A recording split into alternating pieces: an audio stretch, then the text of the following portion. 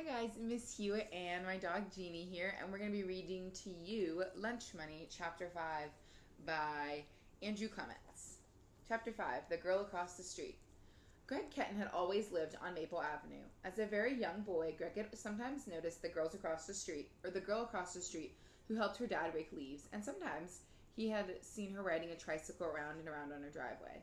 She looked like she was about his age, but she didn't go to his nursery school or his Sunday school, so Greg didn't know who she was, and he didn't care. Greg's world was small back then, and that little blonde girl wasn't a part of it. Greg noticed the girl the way he noticed the neighborhood dogs, or the colors of the flowers growing next to the front walk, or the blinking yellow light at the corner. Even when they both started kindergarten at the same school, Greg went in the morning and the girl went afternoons. It was like they lived on different continents. The concrete ocean between them was only 35 feet wide, but young children never crossed it alone. For his 5th birthday, Greg got a big wheel, all blue and red and yellow with fat black tires.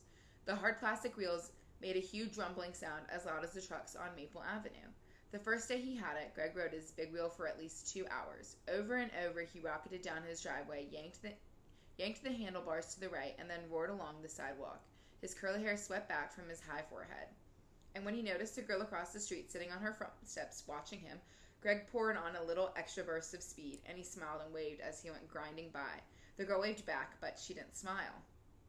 Then, late one afternoon, about a week later, the little girl wasn't sitting on her steps when Greg went outside to ride. She was thundering around and around her driveway on a new big wheel of her own. Except hers was pink and green and white.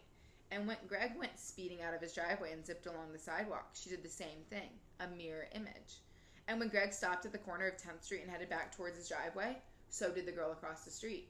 When he sped up, so did she.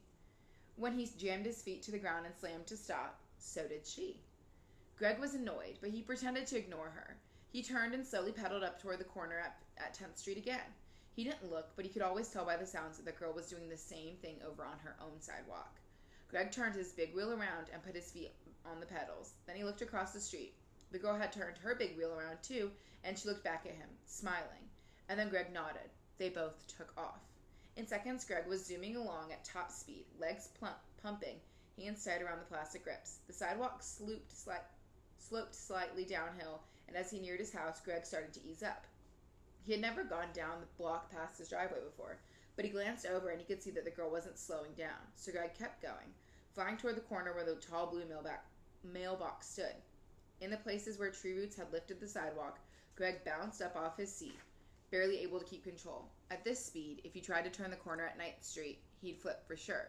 So at the last second possible, Greg dug his sneakers into the sidewalk and skidded to a full stop, his front wheel inches from the curb. Looking quickly to the other side of Maple Avenue, Greg saw the girl was stopped too, and also at the edge of the curb, and still smiling. Greg shouted across the street, "It's a tie!" The girl shook her head and shouted back, "Almost a tie." Greg frowned. "Want to race again?" "Maybe tomorrow." "Because you're scared," Greg shouted. The girl didn't answer him. She just kept smiling, turned her big wheel around, and started pedaling slowly up the street toward her driveway. That was the first of many big wheel races, and each one of them ending as a tie, or almost a tie. And soon Greg had learned the name of the girl across the street, Maura Shaw. And that was Chapter 5 of Lunch Money by Andrew Clements.